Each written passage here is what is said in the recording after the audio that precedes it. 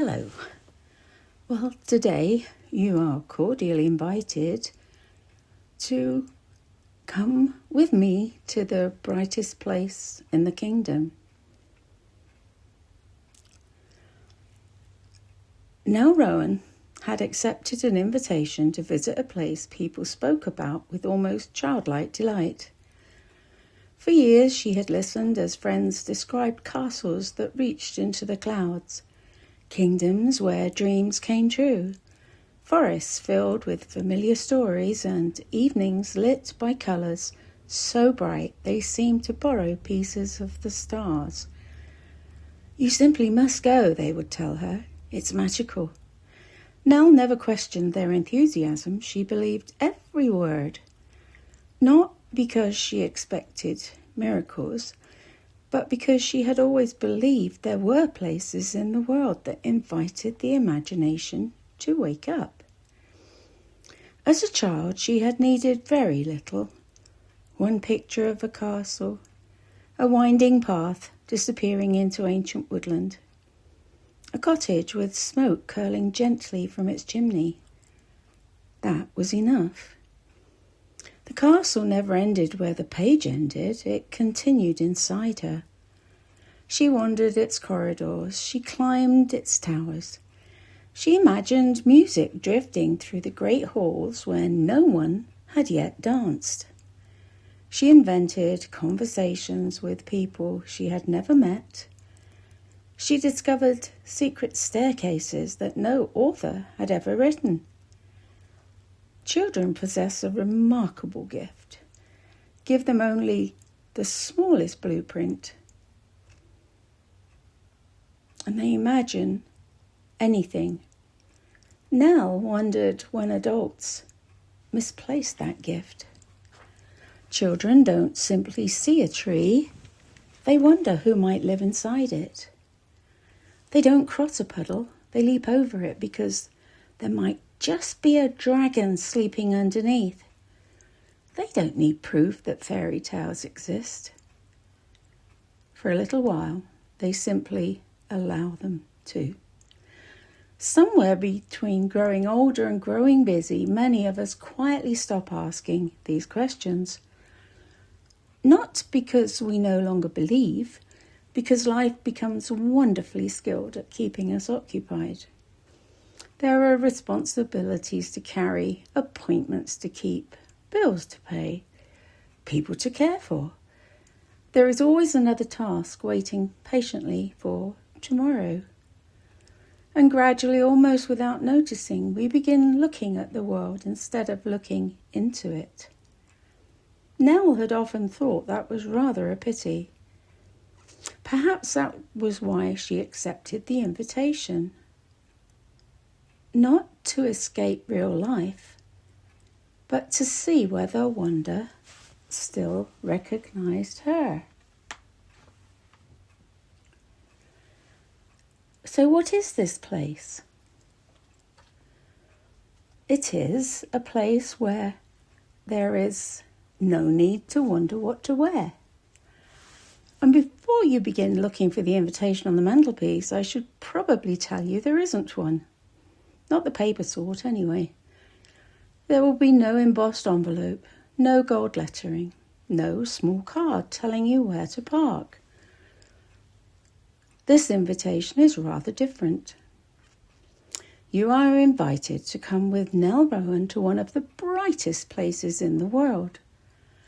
A place of castles and fireworks, a place where music follows you down the street, a place where people travel thousands of miles to feel something they have been promised since childhood: magic. That was the word, of course, magic. It appeared everywhere, on signs, in songs, in conversations, in the faces of children who had been told for months that they were going somewhere extraordinary. And Nell Rowan, who had always been rather interested in magic herself, although perhaps not the sort that could be scheduled between lunch and a parade, went willingly. She was curious. That was one thing age had not managed to remove from her. Age had taken other things. The ability to get up from a low chair without making a noise, for one. The conviction that uncomfortable shoes might eventually become comfortable if one simply persevered. And any remaining willingness to drink something described as tea merely because a paper label hanging from the side of the cup insisted that it was. But curiosity remained, so Nell went to the kingdom. She arrived among crowds of people who appeared to know exactly where they were going and were determined to get there before everybody else. Children rushed past her, parents hurried behind them. Pushchairs appeared from unexpected directions. People consulted brochures. People consulted telephones. People consulted one another and then disagreed with the information that they had received. Somebody was always saying, "We haven't got time." This puzzled Nell. They were on holiday, but apparently they hadn't got time. She watched a family hurry towards one attraction while discussing the attraction that they needed to hurry towards immediately afterwards. A small boy was crying because he was tired. His father was carrying 3 bags, 2 drinks, and something enormous made of plastic. His mother was trying to locate a missing hat, and from somewhere above them, music was playing. Everyone was looking for magic. That was what struck Nell most. They were all looking for it. They had travelled for it, saved for it, planned for it, booked it months ahead.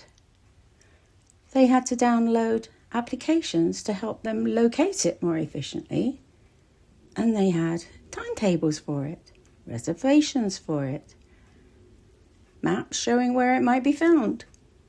And Nell, surrounded by all this determined searching, began to wonder if she was missing something. She saw the castle. Of course she did. It was beautiful. She watched children's faces change when they saw it, and that was beautiful too. She watched a little girl in a princess dress stand absolutely still, her mouth open, while her mother quietly wiped away tears. Nell understood that.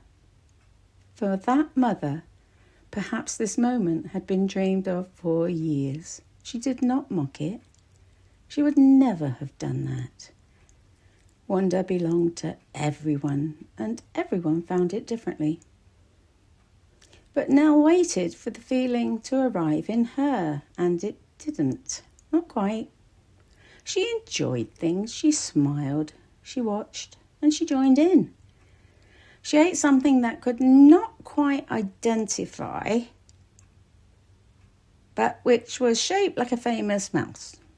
She stood in queues, and she got on things. She got off things. She was told to have a magical day so many times that she began to feel slightly concerned that she might be doing it incorrectly. And still, the thing she was looking for did not come. Perhaps she thought it would happen in the evening. So she waited for the darkness. The castle changed, lights appeared, music rose, the sky filled with colour. Fireworks burst above the towers, one after the other. Great showers of gold and blue and red reflected in thousands of lifted faces. Around her, people gasped. Children sat on shoulders. People held up their telephones, recording the moment so they could watch later the thing they were currently watching now. Nell looked up. It was astonishing. There was no other word for it, astonishing. And yet, somewhere beneath the astonishment, she was tired. Not unhappy, not disappointed, exactly, just tired. She began to wonder whether astonishment and peace were perhaps very different things. Nobody had said they were the same, of course. She simply assumed it. By the time Nell returned to the hotel that evening, her feet hurt. Her head was full of music, and she had reached the firm conclusion that no woman of sensible age should ever again be persuaded to walk that far in the name of enchantment. She closed the hotel room door behind her, and there it was, silence. Not complete silence. Hotels are never completely silent. There was the soft hum of something electrical. A door closed somewhere down the corridor. Far below, she could hear the faint sounds of people arriving and leaving. But compared with the kingdom outside, the room felt still. Nell took off her shoes. That helped considerably. She sat down. That helped even more. And for the first time all day, nobody was asking her to go anywhere. Nothing was about to begin. She wasn't late. She wasn't early. She didn't need a map. She didn't need to know how long the queue was. She didn't need to look at a clock. She sat in the chair beside the window and looked down. Far below, people came and went. Cars arrived. Doors opened. Families emerged with bags and children and folded pushchairs and that peculiar quantity of luggage required for a short holiday. Nell watched them. She had always liked watching people. Not noisily, well, not entirely noisily. I beg your pardon. Not nosily as well. Not entirely nosily. She was not nosy, really. Nell preferred to think of it as an interest in human behaviour. The Lavender Ladies would have called it evidence gathering. She picked up her book and for half an hour she read, properly read. Not 3 sentences interrupted by noise, not half a page while waiting for something to start. She disappeared into the book, and something strange happened. Nell became peaceful. Not astonished, not dazzled, peaceful. She put the book down after a while and looked out of the window again, and she realised with some surprise this was the best she had felt all day. And then, of course, she wanted a cup of tea. And this is where the magic failed completely. There was no kettle. Nell checked. She checked the desk. She checked a cupboard. She checked another cupboard, although she was not sure why a hotel would conceal a kettle. There was a coffee machine. Of course there was a coffee machine. There were complicated little packets.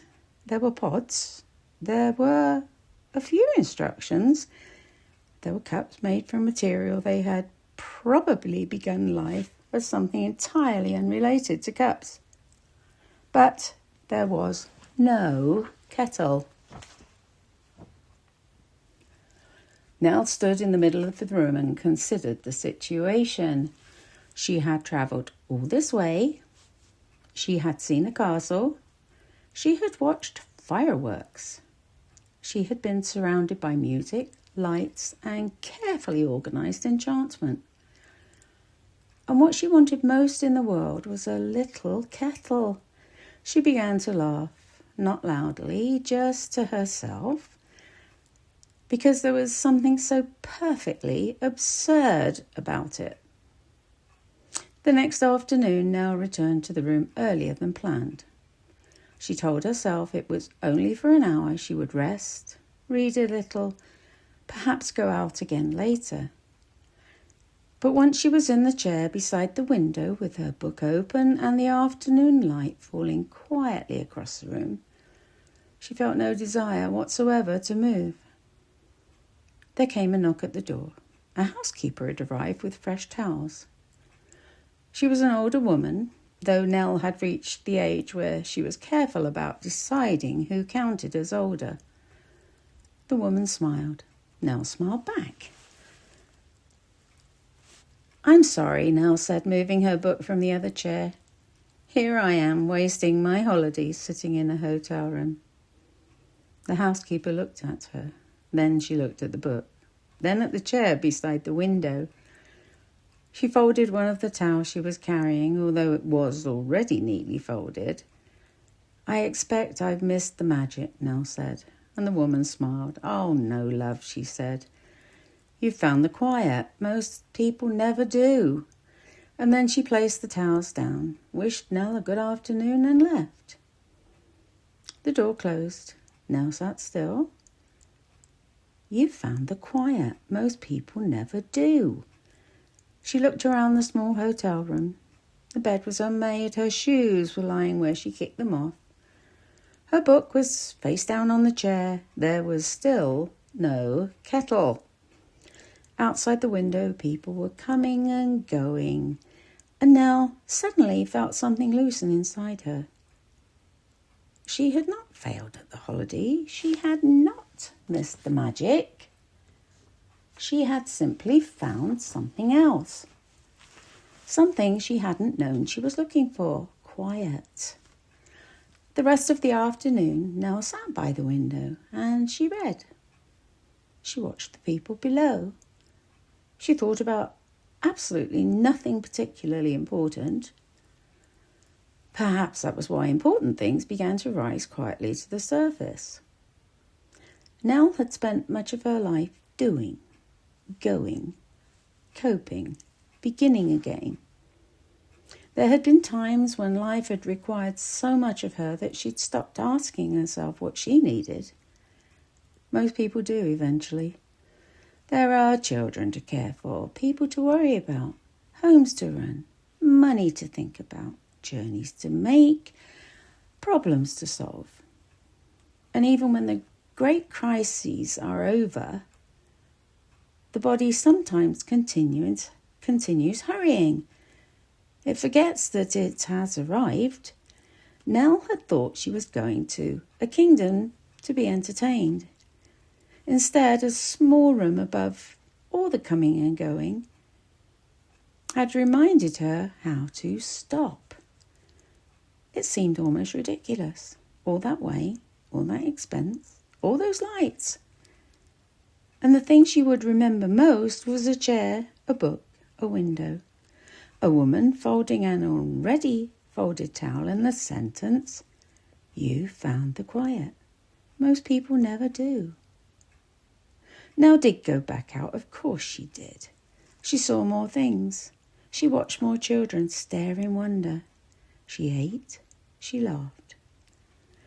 She got lost once and refused to admit it for nearly 20 minutes. And she even had something that resembled tea, although she felt that description was generous. Something had changed. She stopped looking for the moment she was supposed to be having, and here was the difference. She no longer stood in front of something beautiful, wondering why she wasn't feeling enough. She simply watched. A little boy asleep against his father's shoulder. A woman taking off her shoes beneath the table. An exhausted child offering half a biscuit to an equally exhausted sibling. An elderly couple holding hands as they walked slowly behind everyone else. A cleaner humming as she worked. And by the way, the cleaners and the people picking up the rubbish were the nicest people in the park. They were the ones that helped me when I got lost. The quiet had not only been in the hotel room, and this was what Nell began to understand. The room had simply made her still enough to notice it. There were small islands of quiet everywhere, even in the brightest place in the kingdom. There were hidden between things. In the moment after the music stopped, in the second before the fireworks began, in the second before a child's head rested on a parent's shoulder, in the slow walk back at the end of the day, in the click of a hotel door closing behind you. Some places promise to astonish you. Others simply allow you to hear yourself think. But occasionally, if you're fortunate, a place does both. Not in the way you expected. Nell returned home carrying no great revelation. At least that's what she thought. She unpacked.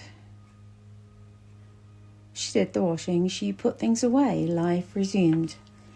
But every now and then, when the world becomes too loud, Nell remembers the hotel room. Remembers the chair. Remembers looking down at people coming and going, and remembers desperately wanting a kettle. And she remembers that housekeeper, reminding her she'd found the quiet that a lot of people don't find. Years later, beneath the rowan tree, Nell would sometimes think about that journey. People often imagine that the great discoveries of our life arrives dramatically. A door swings open. Music swells. The heavens provide appropriate lighting. But Nell found that most of the things worth knowing arrived without ceremony. A sentence spoken while towels were being put away. A child asking the most unexpected question. A plant growing beneath a piece of wood where nothing was supposed to grow. A cup left warm. A bench beneath a tree. A quiet room. Perhaps we spend too much of our lives waiting to be astonished. And perhaps we become accustomed to searching for the enormous, that we miss the small things that are sitting right beside us. A cup, a chair, a book, the window. The moment when nobody needs anything from us. That first deep breath after the door closes, and perhaps the quiet is not the absence of life. Perhaps it's the place where life finally catches up with us. Nell had gone to the brightest place in the kingdom. She'd seen the lights, she'd watched the sky explode in colour. She'd stood before the castle and she had enjoyed it. But the place she carried home was that small room, high above the clouds, the window, the book, and the discovery that she was allowed to sit still. There is still a strange pressure in the world to make the most of everything, to make the most of a holiday, the most of the day, the most of the weather, and the most of your time. Make memories, take photographs, see everything, do everything. Don't waste a moment. But perhaps a moment spent quietly is not wasted. Perhaps a morning with nowhere to go is not empty. Perhaps sitting in a chair with a book while the world continues without you is not missing out. Maybe it's returning. And so before you leave the rowan tree today, I would like to invite you somewhere. Not to a castle, not to a kingdom, not somewhere you have to travel to. Just a room. Imagine it now, a quiet room. It may be one you know, or it may appear only for you in your imagination. There's a comfortable chair beside the window. Outside, the world's continuing. People are coming and going, hurrying, searching. Some are trying very hard to have a wonderful time, but you do not have to go anywhere. Not yet. Next to the chair is a small table. And because this is your quiet room, there is of course a kettle. That's for me, by the way. A proper one. The water has just boiled. Your favourite cup is waiting. Bone china, I may add. Make the tea exactly as you like it. No one is going to tell you the water is too hot or not hot enough. No one is going to offer you a pod. Sit down. Feel the chair supporting you and notice the window and the light. The book rests nearby if you want it, but you don't have to read. There's nothing you have to do. For these moments, you are not late. You haven't missed anything, and there is nowhere else you should be, so breathe slowly. Imagine the door closing gently between you and the noise. You're not hiding from life, you are simply allowing yourself to hear it differently. Hopefully there are quiet places you have already found. Maybe you didn't recognize them at the time. A kitchen before everyone wakes. A car after arriving home when you just sit for a moment. A garden in the evening. A chair beside a sleeping child. A few minutes with a cup of tea before the day begins, asking things of you. Perhaps you've already found that quiet place and you just simply forgot what it was called. Stay there for a moment and quietly build an entire kingdom. Nothing ending, you're simply here. And somewhere in a hotel corridor, many years ago, an elderly housekeeper carried a pile of clean towels. She paused at the door. She smiled. And she reminds a woman who has travelled all the way to find magic that she had found it in the quiet. And the brightest places may astonish us, but sometimes the smallest rooms return us to ourselves. So you are cordially invited. The door is open.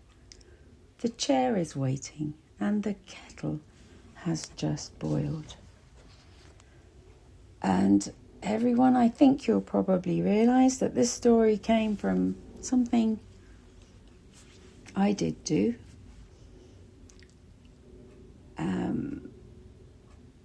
Something I wanted to see all my life. It was magical. But the reason this story came about was the fact that, of course, I'm older. I didn't grow up in the techno age as it was or is. I didn't learn computers at school. In fact, I didn't have to tap on a keyboard. So now, 2 thumbs and a finger is probably all I can do. Fortunately for me, my granddaughter was on this trip and most wonderfully did everything because you needed that technology, that phone. And I did actually feel quite sorry for people like myself, older couples or people that don't know how to do all these things. Flash a barcode here, flash your phone there, take a picture, and then the other end of going in the gate, somebody looks at the picture and good God, you look dreadful. And all the way back, you have to do the same thing. Find your phone, flash a barcode, do this. It's all around the phone. And I most definitely found peace because it was so hard to follow. Just for some people, impossible.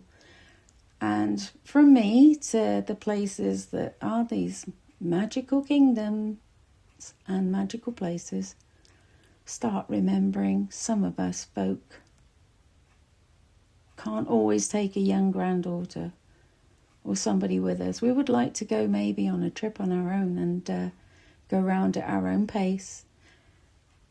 Look at things because we don't want to queue for an hour and a half to sit on something that goes around for not even 3 minutes. So enjoy the story. It basically as tongue-in-cheek, and I will see you very soon with another story that has sparked my imagination.